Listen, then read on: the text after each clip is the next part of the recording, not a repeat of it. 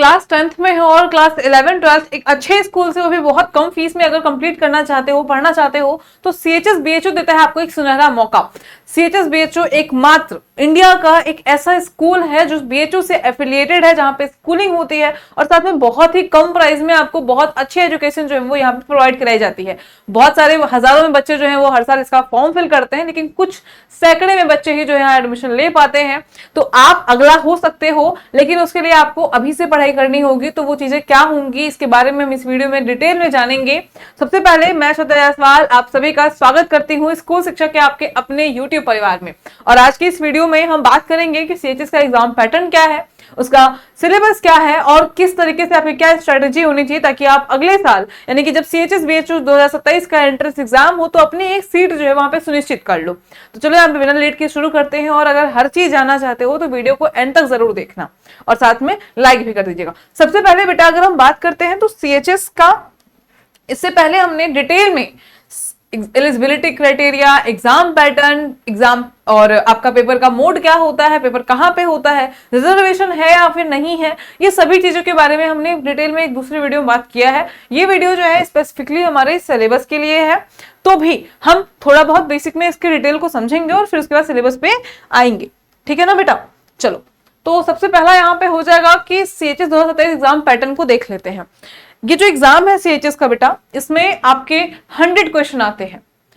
120 minute का time दिया जाता है आपको, नेगेटिव मार्किंग नहीं होती है, 100 क्वेश्चन 100 मार्क्स के होते हैं। और साथ में आपका यहाँ पे ये जो एग्जाम है ये ऑफलाइन मोड में होता है और साथ में ये एग्जाम जो है आपके बनारस में होता है कि सीएचएस जो है वो आपके बनारस में लोकेटेड है, तो बनारस में ही इसका एग्जाम आपका ऑफलाइन आकर के देना होता है, पेन पेपर मोड में, यानी कि ओएमआर फिल करना होता है और एमसीक्यू टाइप क्वेश्चन आते हैं। ठीक है, ये पूरा यहाँ पे हो गया आपका एग्जाम पैटर्न। अब बारी आती है कि इसमें सब्जेक्ट क्या पूछे आते हैं। तो आपको पता होना चाहिए कि अगर आप क्लास 10th में हो तो कुछ बच्चों के स्ट्रीम यहाँ पे चेंज हो गए होंगे और कुछ के पूरी तरीके से स्ट्रीम जो है वो क्लास 11th में चेंज होंगे। तो आपका एंट्रेंस एग्जाम जो होगा वो भी स्ट्रीम वाइज होगा कि कुछ बच्चे स्ट्रीम ऑप्ट करेंगे कि उनको बायो स्ट्रीम के लिए आगे अपनी पढ़ाई जो है परस्यू करनी है, तो वो बायो स्ट्रीम लेंगे और उनका एंट्रेंस एग्जाम बायो से होगा।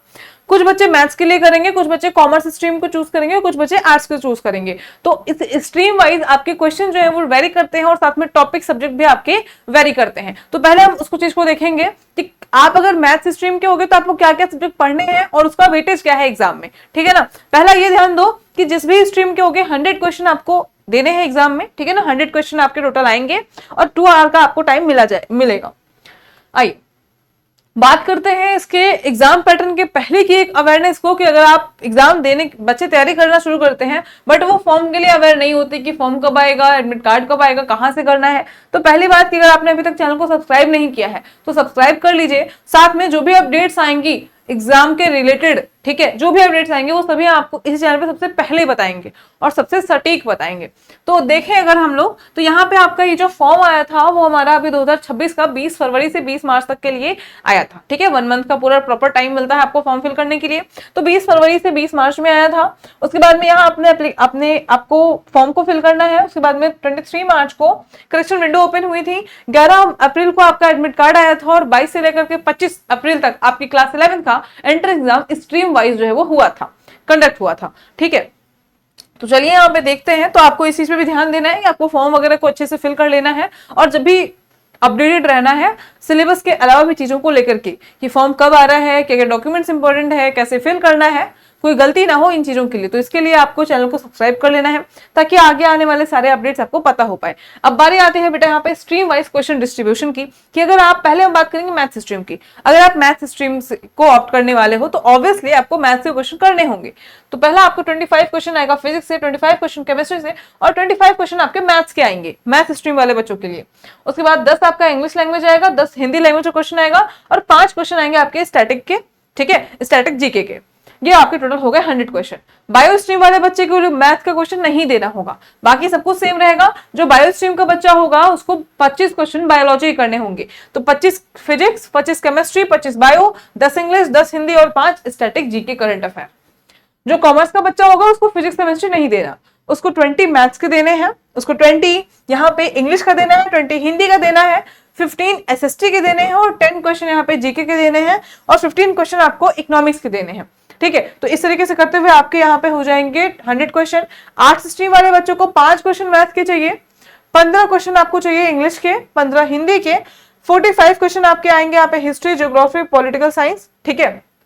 उसके बाद में 5 क्वेश्चन आपके जीके के और 15 क्वेश्चन इकोनॉमिक्स के, यानी कि आपका हिस्ट्री, ज्योग्राफी, पॉलिटिकल साइंस और इकोनॉमिक्स, ये 4 से आपके 60 क्वेश्चन। उसके बाद 15 आपके लैंग्वेज से, 5 मैथ एंड 5 स्टैटिक जीके।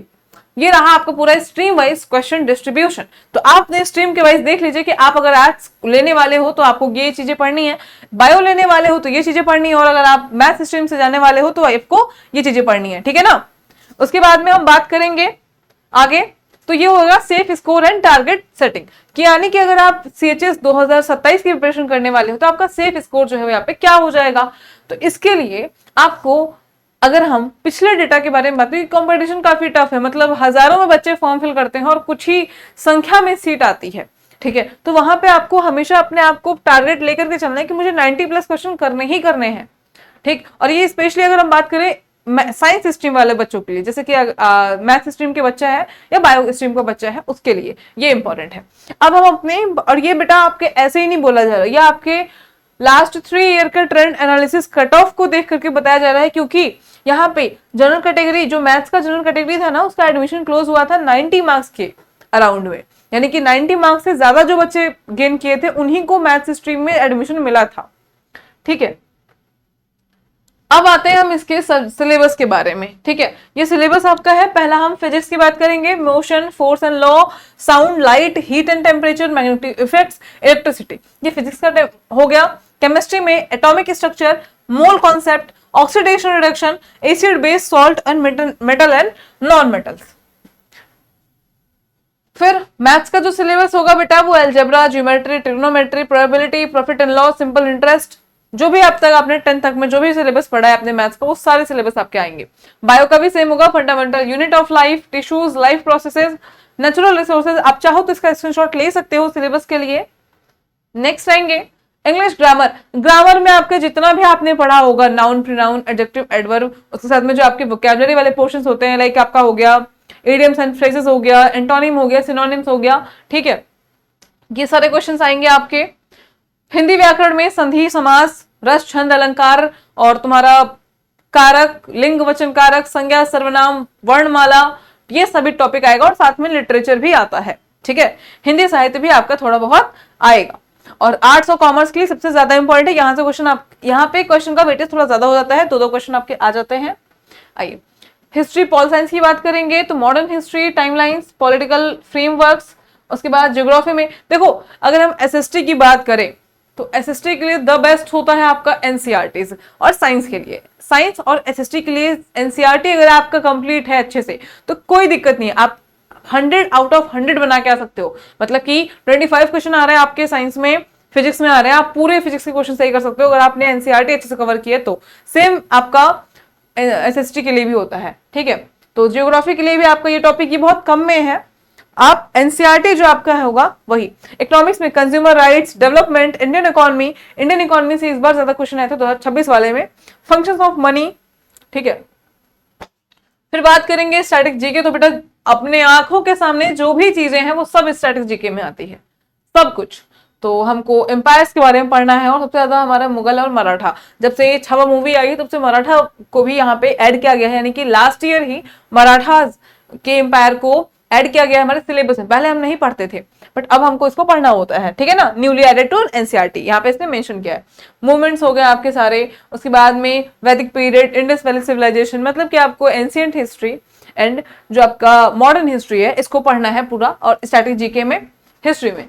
उसके बाद करंट अफेयर में आपके स्पोर्ट्स एंड कल्चर हो गया, इवेंट्स हो गया, और जो भी फेमस पर्सनैलिटीज हैं, जो भी मेडल्स वगैरह हैं, ये सब चीजों के बारे में आपको करंट अफेयर में पढ़ना है, ठीक है। तो ये रहा आपका पूरा सिलेबस जो आपको ध्यान देना है, ठीक है। स्ट्रीम वाइज जो भी सब्जेक्ट हो सकते हैं मैंने सारे ही स्ट्रीम वाइज यहाँ पे बता दिया है। डिटेल में और सिलेबस चाहते हो, अलग अलग स्ट्रीम वाइज सिलेबस चाहते हो तो मुझे कमेंट में जरूर से पिन करना कि मैम स्ट्रीम वाइज सिलेबस मुझे बताइए, तो मैं उसको स्ट्रीम वाइज सिलेबस लेकर के आऊंगी। सबसे ज्यादा इंपॉर्टेंट है, आप एग्जाम पैटर्न आपको बता दिया जाएगा, आपको आपका फॉर्म आ जाएगा, आपको सिलेबस बता दिया जाएगा, पढ़ना आपको है। तो पढ़ने के लिए सबसे पहला शुरू करो कि आप अभी किसी बैच में एनरोल हो जाओ।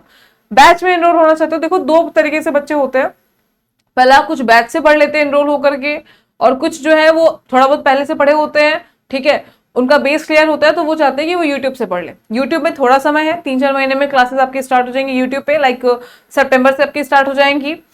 और बैच की क्लासेस आपकी अभी स्टार्ट हो गई है, जून के फर्स्ट वीक से आपकी बैच की क्लासेस जो है शुरू हो जाएंगी। अभिमन्यु बैच हमारा जो है वो लॉन्च हो चुका है, आप जाकर के उसके फीचर्स को देख सकते हो। तो यहाँ पे CHS क्लास 11th के लिए जो भी बच्चे यहाँ पे PYQs देखना चाहते हैं, फिर बैच में एनरोल होना चाहते हैं, तो अभिमन्यु बैच हमारा लॉन्च हो चुका है, जिसको ज्वाइन करने के लिए आपको प्ले स्टोर से स्कूल शिक्षा ऐप को डाउनलोड कर लेना है और वहां से आपको एनरोल हो जाना, रजिस्टर करके आप कॉल करके हमारे ऑफिशियल नंबर पे कॉल करके बात कर सकते हो, बैच के पूरे डिटेल्स को जान सकते हो और वहां से बैच ज्वाइन कर सकते हो।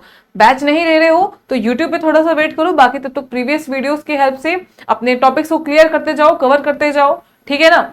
और हेल्प के लिए क्या कर सकते हो कि आपका स्टेप होना कैसे चाहिए, स्ट्रेटेजी अगर मैं आपको बताऊं, सबसे पहले आप एग्जाम पैटर्न को जानो। आप क्या करो, एक PYQ देख लो, पहले सिलेबस जान लो, ठीक है, कि ये सिलेबस जो है ऑफिशियल सिलेबस है।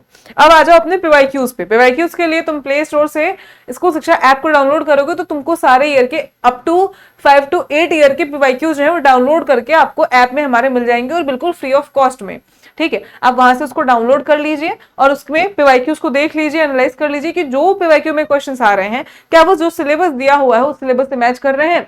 उसके बाद में आप PYQs देखने के साथ आप ये भी देख सकते हो कि PYQ में क्वेश्चन का लेवल कैसा है, क्या क्वेश्चंस मुझे दिखे हुए दिख रहे हैं कि मैं उसको सॉल्व कर लूंगी या कर लूंगा, या फिर PYQs ऐसे हैं कि हमें उसको पढ़ना पड़ेगा, यानी कि PYQ का जो लेवल है वो इजी है, मॉडरेट है या फिर टफ है।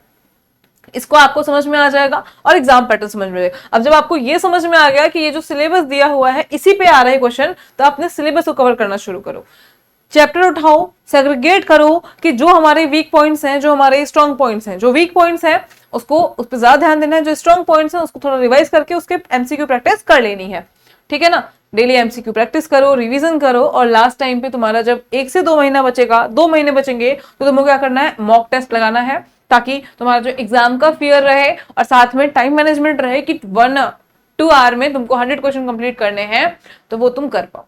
ये रहा तुम्हारा सिंपल सा बेसिक सा स्ट्रेटेजी, और यही सिंपल बेसिक स्ट्रेटेजी को अपना करके आप बड़े आराम से एडमिशन ले सकते हो। कोई बहुत यहाँ रॉकेट साइंस नहीं होता, ठीक है। सो आई होप कि आपने वीडियो को एंड तक जरूर देखा होगा, और आपको वीडियो पसंद आई हो तो लाइक एंड कमेंट जरूर करिए कि आप कौन से स्टेट से इस वीडियो को देख रहे हो और कौन कौन से बच्चे हो जो सैनिक CHS 2027 की प्रिपरेशन करने वाले हो, मुझे कमेंट सेक्शन में जरूर बताना। और कुछ अगर डाउट हो आपका तो आप मुझे कमेंट सेक्शन में बता सकते हो, मैं उस पर आपके डाउट वीडियो ले आकर के उस डाउट पे आपकी डाउट को क्लियर करने की पूरी कोशिश करूंगी। Thank you so much.